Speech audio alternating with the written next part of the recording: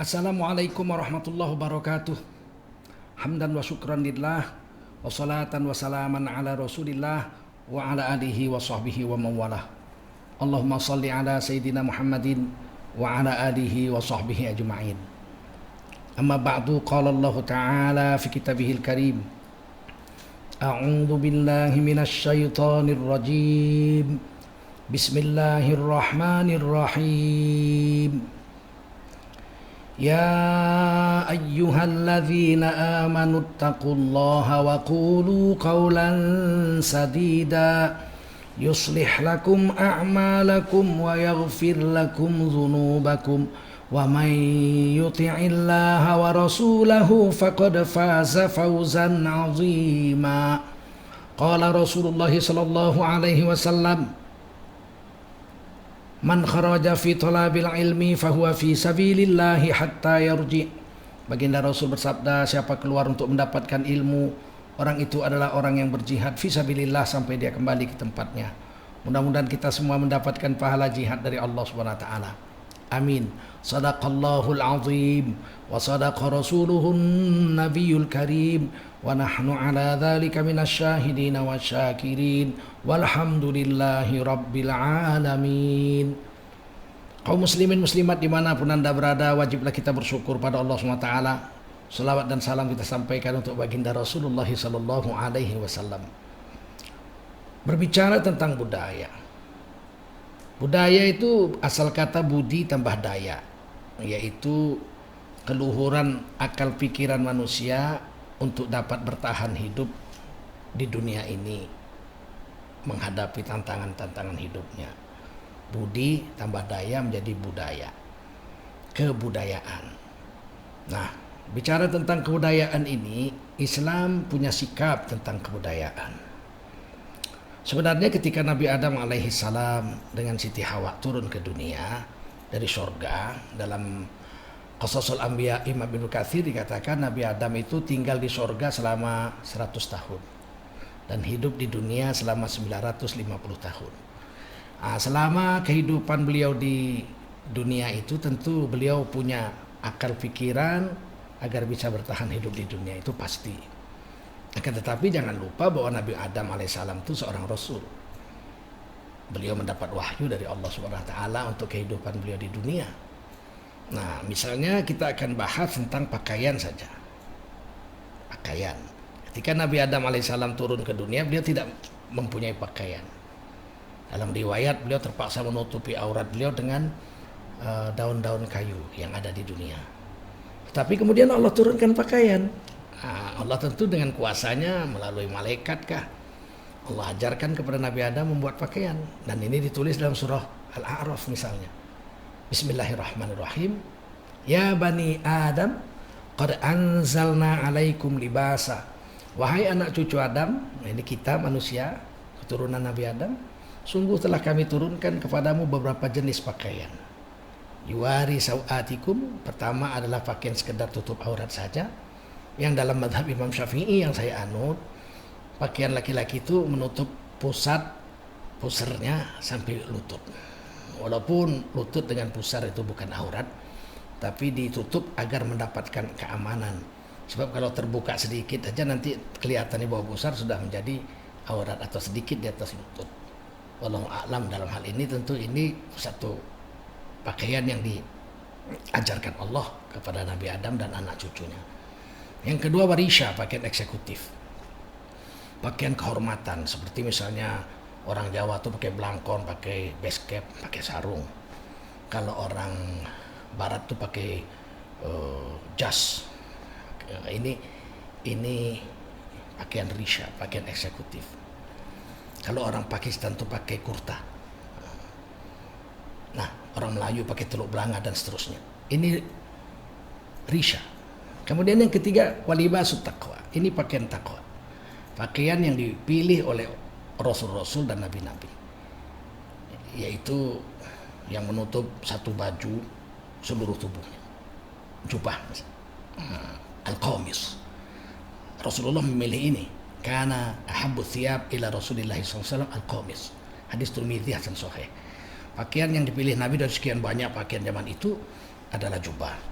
dengan serban, dengan jenggot, pakai cincin, pakai tongkat, dan hampir semua nabi begitu. Nabi Sulaiman, Nabi Daud, Nabi Isa alaihissalam, semua Nabi Musa alaihissalam semuanya pakai jubah. Nabi Ibrahim diriwayatkan pakai jubah, pakai jenggot, pakai tongkat, pakai serban. Dan akhirnya ini karena dibuat, dilakukan terus-menerus, menjadilah dia budaya. Kebudayaan jadinya, walaupun kebudayaan itu basicnya dari wahyu. Jadi ada kebudayaan itu yang dibuat oleh manusia itu karena berdasarkan wahyu, tuntunan dari Allah Tuhan semesta alam. Nah ini misalnya pakaian takwa inilah, dzalika khair, ini yang terbaik kata Allah. Dan ini tidak dipungkiri ya, semua nabi-nabi, rasul-rasul pakai jubah.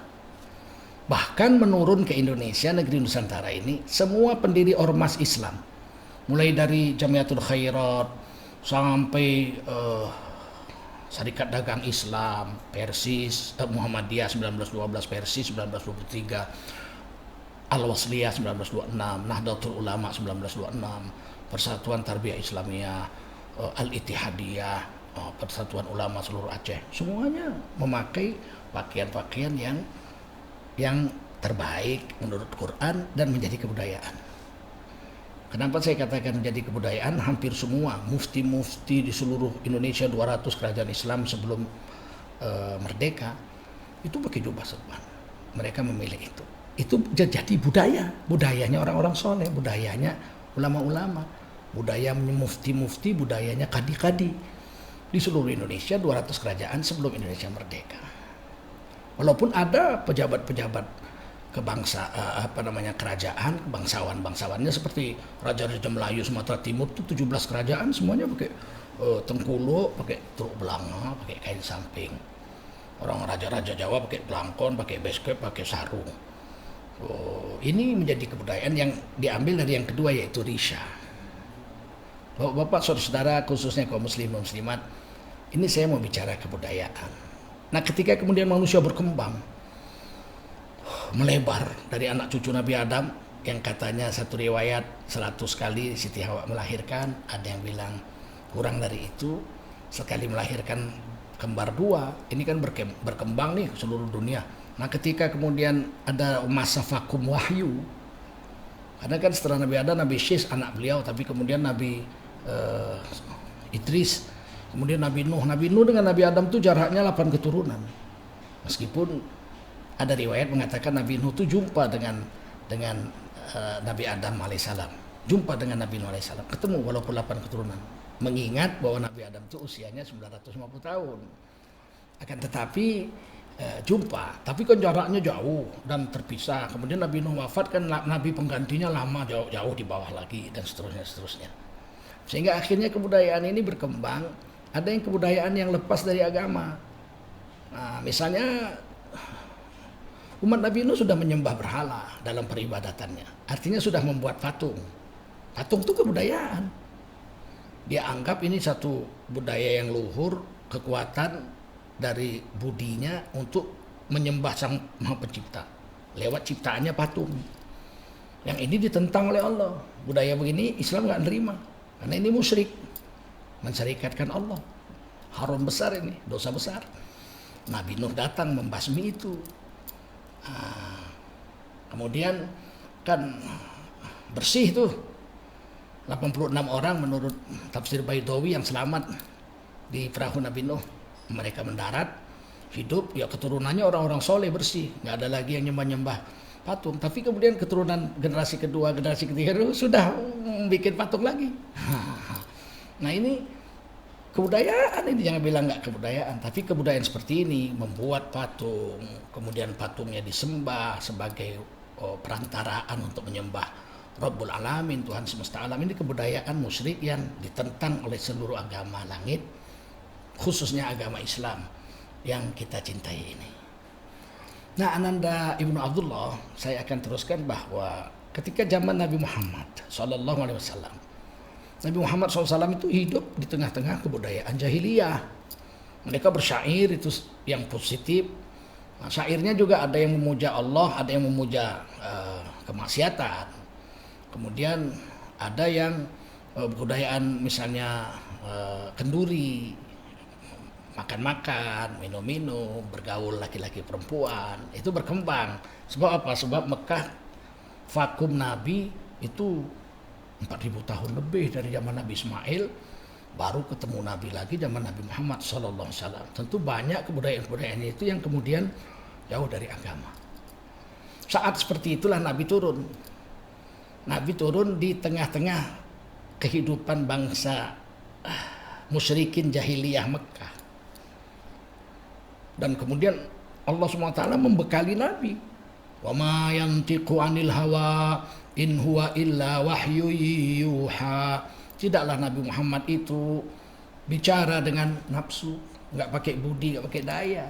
Tapi yang dibicarakan Nabi itu adalah in huwa illa wahyu yuha, adalah wahyu yang diwahyukan Allah kepada beliau. Allamahu syadidul quwa, diajarkan oleh malaikat Jibril yang sangat perkasa dan sangat kuat, yang enggak pernah dusta, yang enggak pernah maksiat sama Allah. Nah, disinilah titik temunya antara kebudayaan yang lama, kemudian Islam, kemudian ajaran Islam yang kemudian nanti akan menjadi kebudayaan di seluruh dunia. Titiknya Nabi Muhammad kalau kita bicara Islam. Ketika Rasulullah SAW turun, Nabi itu sudah hidup di kebudayaan Arab. Vakum Nabi itu lebih 4.000 tahun kan, dari Nabi Ismail, Nabi Ibrahim. Nah, satu, saya ingin sampaikan bahwa Nabi Muhammad itu ketika kebudayaan itu melanggar aturan Allah, apakah yang sudah Nabi tahu, apakah yang belakangan diberitahu oleh Allah, maka Nabi meralatnya, menukar 180 derajat budaya yang salah itu. Misalnya kita lihat di dalam surah Al-Ahzab ya, ayat 5. Maka waktu itu saya ceritakan latar belakang ayat ini, ya, bahwa asbabun nuzulnya bahwa Nabi Muhammad itu menikah dengan seorang wanita sangat mulia dan suci, ya, disebut At-Tahirah gelarnya, yaitu Siti Khadijah radhiyallahu anha, seorang janda, 2 kali jadi janda karena suaminya wafat. Yang pertama kemudian beliau nikah lagi, yang kedua wafat lagi, dan sempat memiliki anak namanya Hindu bin Hindu. Nah, ketika itu Nabi menikah usia 25 tahun. Siti Khadijah seorang wanita suci, kaya raya, terhormat, cantik jelita, umur 40 tahun, seorang yang kaya di Mekah. Beliau belanja budak laki-laki namanya Zaid bin Harithah, anak-anak yang perempuan namanya Bunyaimah. Dibeli di pasar Ukaz sekitar 36 km dari kota Mekah, keluar kota Mekah menurut menuju ke arah Taif, atau kalau sekarang ke kota Riyadh, arah sana. Setahun sekali ada pasar di sana yang pasar Ukaz, dijual segala macam apa, termasuk jual orang. Siti Khadijah beli seorang anak laki-laki negro berasal dari Ethiopia atau Habasyah, namanya Zaid bin Harithah. Kemudian Nabi menikah dengan Ibunda Khadijah. Maka anak ini dihadiahkan Nabi, dihadiahkan Ibunda Khadijah kepada Rasulullah Muhammad SAW. Jadi anak-anak Nabi. Bagaimana kita ketahui Nabi itu sangat sayang dengan anak. Walaupun anak laki-laki Nabi Al-Qasim wafat, tapi Nabi punya anak pengganti, yaitu Zaid bin Harithah radhiyallahu anhu. Begitu cintanya Nabi kepada anak ini, kemana-mana dibawa, digendong, naik unta bareng-bareng, dibonceng, naik unta, dipeluk, dicium, pokoknya seperti anak kandung. Nah, kemudian muncullah kebiasaan adat jahiliyah, kebudayaan jahiliyah, yaitu memberi nama anak itu dengan bin atau anak bapak angkatnya. Maka Nabi Muhammad seperti biasa mengganti nama Zaid bin Harithah itu menjadi Zaid bin Muhammad sallallahu alaihi wasallam. Mana-mana kan Zaid bin Muhammad. Ini kebudayaan jahiliyah. Udah ratusan tahun anak angkat itu punya hak untuk pakai nama bapaknya. Zaid bin Muhammad. Bapak angkat maksudnya bukan bapak kandung. Nah, pada saat itu sudah terkenal di kota Mekah Nabi Muhammad SAW punya anak Zaid bin Muhammad sallallahu alaihi wasallam. Nah, turunlah. Kita lihat, kita baca ayatnya surah Al-Ahzab ayat 5 ya. Ud'uhum li abaihim. Kamu panggillah mereka itu, yaitu anak angkatmu, dengan memakai nama bapaknya. Kalau Zaid bin Harithah. Nah, kalau Bejo bin Ahok misalnya, ya Bejo bin Ahok begitu. Jangan ditukar-tukar. Huwa aqsatu indallah. Yang demikian itu lebih adil. ya, lebih adil bagi di sisi Allah. Jadi harus dikembalikan, jangan Zaid bin Muhammad tapi Zaid bin Harithah, bapak kandungnya. Walaisa alaikum junahun fima a'tatum bihi. Nah, jadi kalau sudah telanjur ya tidak berdosa, ya.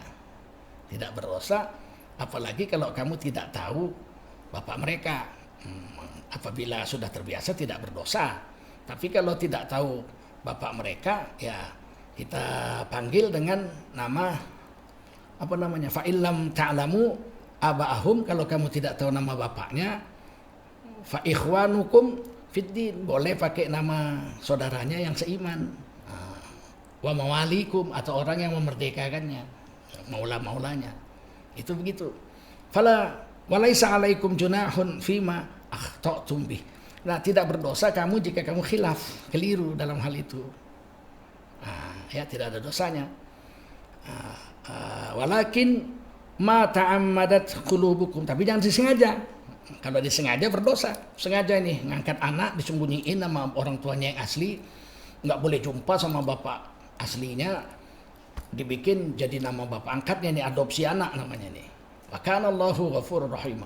Maka itu haram, dan kalau kita nggak sengaja selama ini, ya Allah ampunkan. Adalah Allah SWT Maha Pengampun lagi Maha Mengasihani orang-orang yang beriman. Langsung ditukar Nabi. Ini kebudayaan itu kalah dengan syariat. Langsung ditukar oleh Nabi Zaid bin Harithah. Bahkan ini yang dahsyat. Beberapa tahun kemudian ternyata Harithah datang ke Mekah dari Ethiopia. Bapak daripada Sayyidina Zaid bin Harithah ini. Ternyata Zaid bin Harithah ini diculik orang, kemudian dibawa oleh kabilah dagang sampai dari Ethiopia ke Mekah, dijual di Mekah. Nah, bapak beliau Harithah nyari-nyari ini anaknya, dia yakin benar anaknya mesti ketemu. Dicari sampai ke Mekah, ketemu, masya Allah. Sampai ketemu, kalau nggak salah riwayatnya ketemu sudah di Madinah. Ketemu dengan Harithah, bapaknya masih tanda. Maka dia minta waktu pada Nabi. Zaid bin Harithah radhiyallahu anhu dipanggil, "Ya Zaid, anakku, aku bapakmu Harithah." Maka kemudian Zaid bin Harithah lihat bapaknya, dia kenal. Benar ini bapak saya. Maka Rasulullah SAW waktu itu bertanya kepada Harithah, "Ya Harithah, kamu jauh-jauh dari Ethiopia mau ngapain?" "Saya mau jumpa anak saya ya Rasul, ya Muhammad, orang alim, orang soleh. Ini anak saya mau bawa pulang, kembali ke Ethiopia, ikut saya." Maka kemudian Rasulullah bertanya, "Wahai Harithah, wahai Zaid, anakku, kamu sudah dewasa, sekarang kamu pilih, ikut saya Rasulullah atau ikut bapak kandungmu yang susah-susah payah mencarimu." Ini sedih sekali cerita ini. Maka Zaid bin Harithah radhiyallahu anhu dengan berlinangan air mata memandang wajah Rasulullah. Kemudian memalingkan wajahnya dengan air mata melihat ke wajah ayah. Kembali lagi melihat Rasulullah. Kembali lagi melihat ayah. Akhirnya dengan bercucuran air mata, Sayyidina Zaid bin Harithah radhiyallahu anhu mengatakan, "Wahai Rasulullah, izinkan saya mengikutimu ya Rasulullah." Maka dia katakan kepada bapaknya, "Maafkan saya bapak, saya mau ikut Rasulullah. Saya mau berjuang untuk agama Allah SWT, menyelamatkan diri saya dengan mengikuti manusia agung Rasul akhir zaman Rasulullah SAW." Maka pulanglah bapak daripada Sayyidina Zaid ini, yaitu Harithah, kembali ke Ethiopia. Dari kisah ini kita bisa lihat bahwa budaya yang bertentangan dengan agama, bertentangan dengan syariat Islam harus dipikirkan. Yang kedua kita lihat di dalam surah Al-Ahzab ayat 39. Kisah ini menceritakan begini. Ayat 37 atau 39. Ayat 37. Ini begini kisahnya. Asbabun nuzul saya jelaskan sedikit. Baginda Rasulullah SAW menikahkan sepupu beliau, namanya Sayyidah Zainab binti Jahash. Sepupu cantik jelita, berkulit kemerahan, orang Quraisy. Maka Zaid bin Harithah mengangkat anak ini berkulit hitam negro dari Ethiopia atau dari Habasyah. Akhirnya menikah Atas permintaan Rasulullah. Sayyidah Zainab binti Jahsy dengan anak angkat Nabi Zaid bin Harithah. Tapi pernikahan tidak sekufu. Yang satu mantan majikan, yang satu mantan budak yang diperdekakan, ya tidak sekufu. Akhirnya rumah tangga tidak bahagia.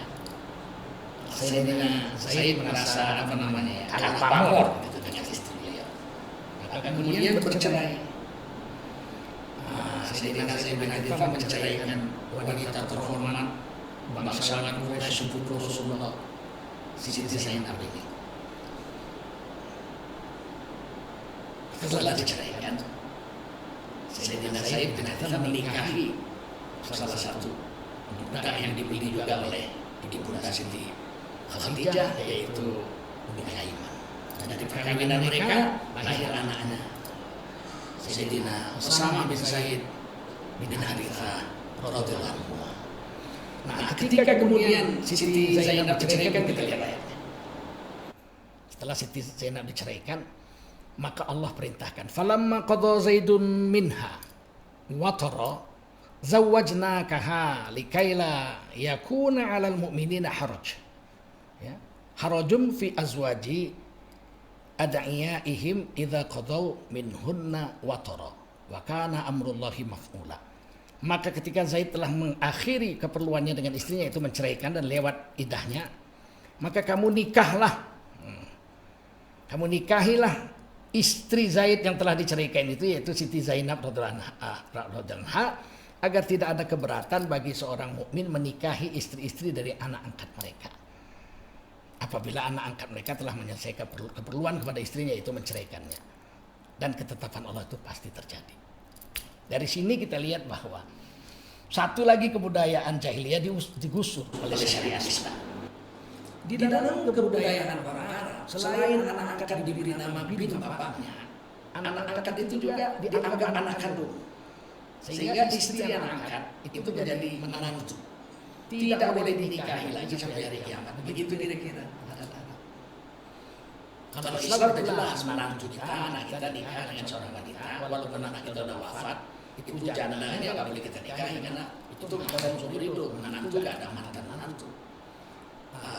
Itu mesti tetap terjadi menantu sampai hari kiamat nanti pun nggak bisa dinikahi. Tapi ini bukan anak kandung, ini anak angkat. Dalam budaya jahiliyah, anak angkat dianggap anak kandung.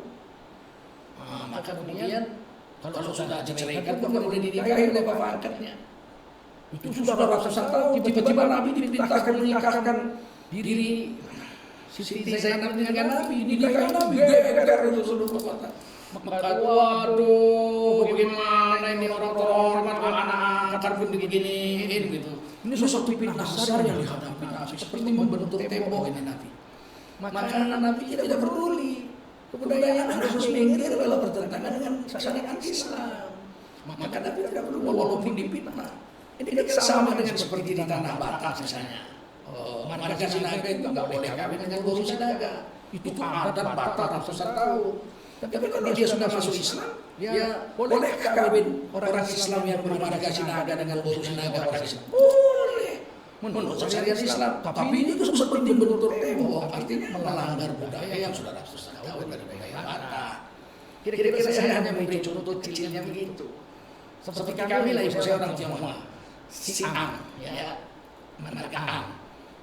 Itu tidak boleh kawin dengan marga Am juga. Tapi kalau Islam dibolehkan, artinya apa kebudayaan yang berbenturan atau bertentangan dengan agama, kita harus pilih. Kalau harus pilih, ya kita pilih agama. Budaya yang begitu. Jadi dua saya contohkan itu. Memberi nama anak angkat jadi bin bapak angkatnya. Dan yang kedua adalah menikahi mantan istri anak angkat. Itu dalam Al-Quran. Seolah-olah Allah ingin berkata kepada kita, memberitahu bahwa kamu manusia memang punya hak untuk membuat kebudayaan untuk hidup di dunia, melawan tantangan hidup di dunia. Tapi kalau kebudayaan tentang hukum, kamu harus bersama karena dunianya hukumnya kata Allah. Lillahi ma fis samawati wa ma fil ardi wa ma bainahuma. Langit bumi dan antara langit bumi semua milik Allah. Harus tunduk kepada aturan Allah. Dalam sholat juga kita baca wa ana minal muslimin. Sesungguhnya aku menyerahkan diri dengan Allah SWT. Nah ini. Yang ketiga yang ingin ditahu juga masih tentang anak angkat. Kebudayaan orang jahiliyah. Ribuan tahun. Itu anak angkat dapat hak waris. Jadi kalau orang tua angkatnya wafat, dia dapat warisan. Itu berlaku sampai Nabi Muhammad jadi nabi. Kemudian Allah itu tidak bisa anak angkat itu tidak dapat warisan. Maka Nabi hapuskan. Tidak dapat anak angkat warisan. Waduh, gimana ya Rasulullah? Ini anak dari bayi saya pelihara. Sampai gede, sampai saya nikahkan, sampai punya cucu, saya anggap dia kayak anak kandung sendiri. Terus gimana? Kalau nggak saya kasih harta warisan kalau saya mati, kan sedih. Padahal sudah jompo, udah tua, dia ngurus. Maka Rasulullah memberikan jalan keluar secara syariat, bukan secara kebudayaan. Apa itu? Anak angkat berhak mendapatkan wasiat. Tapi wasiatnya tidak boleh lebih dari sepertiga, jadi maksimal sepertiga. Dan itu diamalkan sejak zaman Nabi sudah 1455 tahun sampai sekarang. Kita sudah jadi kebudayaan juga, budaya baru, budaya yang sesuai dengan syariat Islam, budaya syar'i, yaitu apa? Anak angkat, tanda sayang, dia mengurus kita untuk tua, untuk muda kita urus dia, ya dia dikasih wasiat, tidak lebih dari sepertiga. Yang berikutnya yang ditukar oleh Nabi, anak kandung dulu itu bisa dapat waris dan dapat wasiat, double ya. Misalnya anak saya 4, ini dibagi warisan, tapi khusus untuk anak bungsu yang paling saya cintai, rumah saya misalnya nih yang di Pondok Indah, itu jangan dibagi warisan, itu saya harus wasiatkan untuk anak saya yang bungsu. Anak saya yang lain dibagi wasiat 4, yang bungsu sudah dapat. Dibatalkan oleh Rasulullah SAW. Kalau ini dibatalkan dengan hadis, Rasul yang batalkan. La wasiatan lil waris. Ahli waris tidak boleh dapat wasiat. Dia hanya dapat dari bagian warisnya, yaitu laki-laki 2 kali perempuan bagiannya. Kemudian bagaimana? Dia dikasih tambahan wasiat, tidak boleh. Ahli waris tidak boleh dapat wasiat.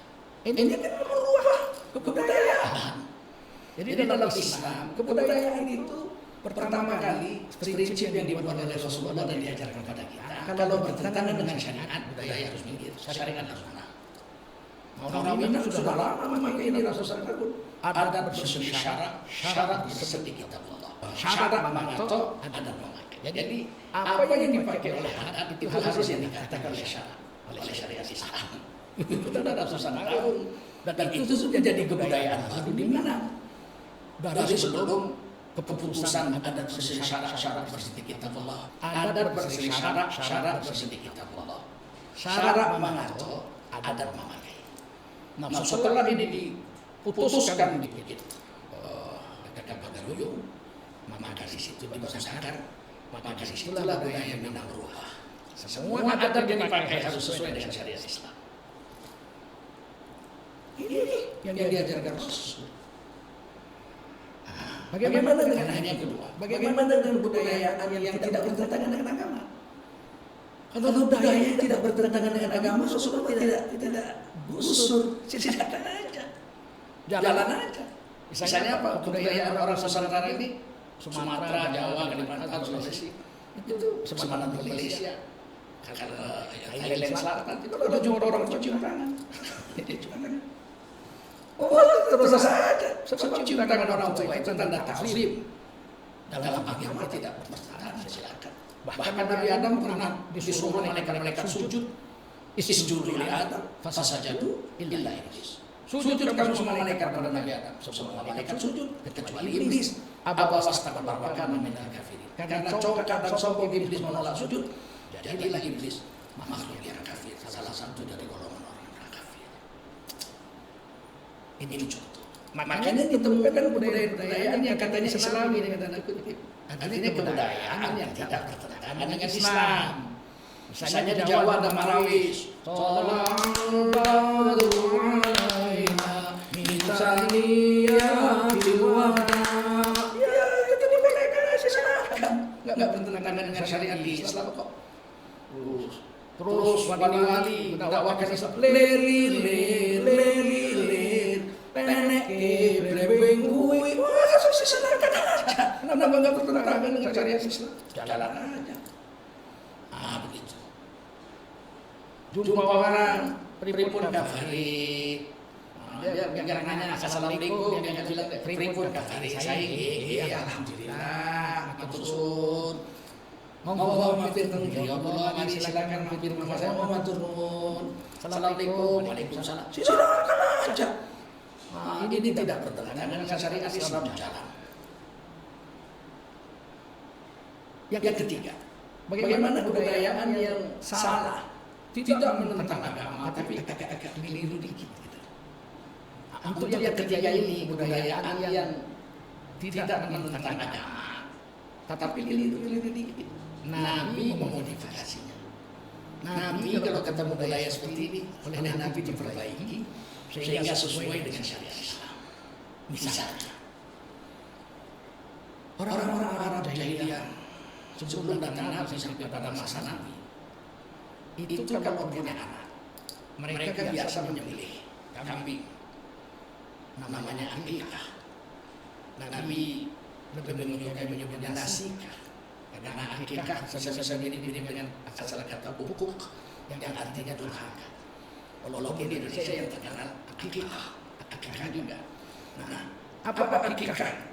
Tanda bersyukurnya orang Arab jahiliyah punya anak, mereka menyembelih kambing, darahnya ditampung, kemudian daging kambingnya dibuang ke gunung-gunung untuk makanan dewa-dewa. Jadi biar berbusuk di gunung makanan dewa. Mereka menangkap dewa makan kambing. Kemudian kepalanya dicukur. Karena bayinya dicukur kepalanya, rambutnya ditanam, terus kepalanya dicuci dengan darah kambing itu. Ini yang disebut akikah pada zaman jahiliyah. Ketika sebelum Nabi dan sampai Nabi hadir kembali. Oleh baginda Rasulullah SAW, budaya yang seperti ini ada bagusnya tapi ada menceng-mencengnya gitu. Oleh Nabi yang mencengnya dilurusin. Nabi tetap mensyariatkan, jadi muncul budaya baru sesuai dengan syariat Islam. Kalian lahir anak laki-laki potong 2 kambing, kalau lahir anak perempuan potong 1 kambing. Nasikah atau akikah. Kemudian apa? Cukur kepalanya. Rambutnya itu cukur. Kambingnya dipotong, darahnya ditanam, yang ditampung, tanam. Nggak perlu dicucikan ke kepala anak. Tanam darahnya, kemudian dagingnya dimasak lezat. Setelah jadi masakan lezat, panggil tetangga-tetangga, beri makan. Jadi mereka dikasih makan dewa-dewa di gunung-gunung sampai busuk daging. Jadi makan oleh manusia tetangga-tetangga yang lezat-lezat. Nah, kepala anak yang sudah dicukur rambutnya dikumpul ditimbang. Sebaran rambut itu disedekahkan kepada fakir miskin dengan bentuk emas atau dengan bentuk perak. Jadi senilai emas lah dibagikan. Berapa banyak emas yang dibagikan senilai harga emas itu? Sebaran rambutnya, sang anak.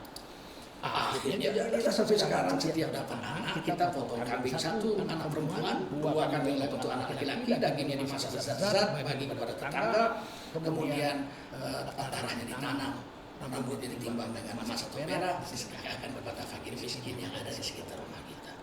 Apa namanya? Ya kebudayaan, kebiasaan, adat itu bahasa Arab kebiasaan. Tapi adatnya tidak menentang syariat. Jadi adat syariah namanya dalam bahasa kerennya, bahasa Arabnya. Nah, kepada anak-anak Imam Abdullah dan kaum muslimat sekalian, kebudayaan apa pun sekarang ini, Korea, Amerika, Jepang, kalau dia bertentangan syariat, kita harus dengan besar hati memikirkan. Kebudayaan Jepang ada yang bagus, Bushido itu bagus, punya apa namanya self confidence, sudah percaya diri, malu kalau melakukan kesalahan. Itu Bushido itu kebudayaan yang bagus, boleh diambil sebagiannya. Kebudayaan Jawa misalnya, kalau sama orang tua itu nggak berani pakai bahasa yang sederajat, ngokok, nggak berani. Kalau orang Jawa kalau bicara sama orang tuanya dipakai kromo inggil. Pak, nyuwun sewu, panjenengan ajeng kuntur mawon. Nggih. Bapak, minta maaf bapak mau pulang kampung. Nyuwun sewu, minta maaf 1000 kali, Pak. Si bapak turun setingkat. Pakai kromo, pakai kromo inggil. Oh nggih, kula ajeng wangsul teng Surabaya. Oh iya, saya mau pulang ke Surabaya. Ini kebudayaan seperti ini boleh diambil. menghormati orang yang lebih tua, apalagi orang tua, karena Allah mengatakan waqul lahum qawlan karima. Bicaralah kamu dengan orang tuamu dengan pembicaraan yang kromo, karima. Orang Jawa menuliskan karima jadi kromo. Ono cara foto sosolo bojojo yang mau foto ya kan gitu. Karimun jadi kromo, pakai bahasa dengan orang tuanya kromo. Kebudayaan kan memang, tapi budayaan yang syar'i boleh, adat yang syar'i silakan dijalankan. Islam tidak pernah menggusur budayaan. Dengan catatan selama budayaan itu tidak menentang ajaran Islam. Kalau budaya joget-joget dengan bukan mahramnya, syariat Islam tidak membolehkan. Pikirkan itu. Foto-foto pranikah dengan orang yang bakal nikah sih, tapi belum, udah peluk-pelukan, pranikah, peluk-pelukan, di tempat sini, di sana, ditunjukkan, belum nikah kok dipeluk-peluk. Tetap bukan istri kita, dia tetap calon, bukan istri. Terus gimana? Ya dia jangan bikin foto pranikah yang peluk-peluk. Foto pranikah jangan bikin yang pegang-pegang tangan, peluk-peluk, orang bukan istri kita. Apakah nggak boleh foto-foto pranikah? Boleh, selama tidak melanggar syariat Islam. Nah, ini tutup aurat, tidak peluk-pelukan, silakan. Inilah yang diajarkan oleh Allah dan Rasulnya mengenai kebudayaan di dalam Islam. Sehingga tidak heran orang Melayu sampai sekarang masih bersyahid, dan dipertahankan kebudayaan syahid itu. Syahidnya dipilih yang tidak melanggar agama. Syahidnya kalau bisa syahid yang bernuansa kemanusiaan atau religi. Misalnya asamlah kana asam geluhur ketiga asam siriang-riang ahai menangis badan di pintu kubur aduhai nak sayang teringat diri tidak sembahyang. Anak-anak bagus syair ini. Orang Jawa punya syair, ya boleh aja syair dan sastra nggak diharamkan. Tapi syairnya kayak mana? Syairnya mengajarkan keluhuran budi manusia. Oh silakan. Tak lelo lelo lelo legong ono lampu orang duwe semprong ojo siro gawe susah karo sing ngomong. Aduh, ini tak ada syair ini. Silakan. Inilah yang perlu kita pahamkan. Jangan telan bulat-bulat budaya kalau melanggar syariat Islam. Kalau budayanya sebagian betul, sebagian salah, yang salahnya diperbaiki. Kalau budayanya itu luhur, bagus, bisa terpakai, tidak menentang agama, tidak ada keliruan di dalamnya, ambil bulat-bulat laksanakan. Sehingga orang Islam itu tidak mesti jadi haram memang. Tapi ini mesti dipahamkan. Kebudayaan apapun budayanya harus syariat agamanya, yaitu agama Islam. Adat yang syariat. Saya dengan ini membantah keras kalau ada orang mengatakan Islam jangan karap-karapan. Siapa yang karap-karapan? Orang Arab aja adatnya digusur oleh Nabi kalau bertentangan dengan syariat Islam. Tidak, Nabi itu tidak membawa adat budaya Arab meskipun Nabi orang Arab. Loh, kenapa pakai serban juga? Ini bukan kebudayaan yang menentang agama. Boleh dipilih, apalagi Quran mengatakan dari khair, ini yang terbaik. Pakaian ini yang terbaik. Kalau saya masuk diskotik pakaian begini jam 2 malam, bubar diskotik. Nggak bisa bertemu dia dengan batil, campur dengan batil dan bisa.